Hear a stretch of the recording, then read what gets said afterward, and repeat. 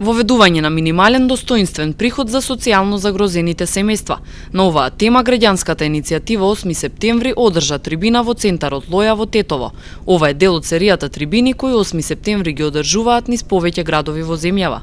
Ова е една од првите трибини во тој циклус, се со цел заживување на иницијативата во Македонија, тоа да се обезбеди минимален социјален живот или тоа што државата ние мислиме дека му го должи на граѓаните, а тоа е елементарното достоинство преку обезбедување на минималните услови за живот и за делување.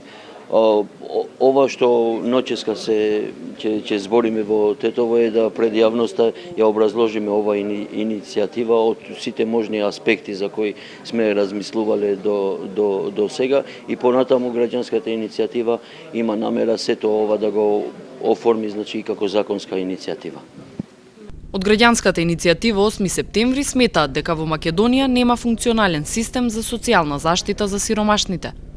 Нашите барања се во контекст да секое социјално загрозено семејство има минимален достоинствен приход, за да може да има платени сметки, за да може да се лекува, да има бесплатни лекови, да има бесплатен јавен превоз и со тоа за да биде способен да си бара работа.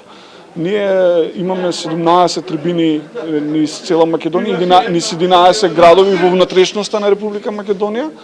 6 се во општините во Скопје.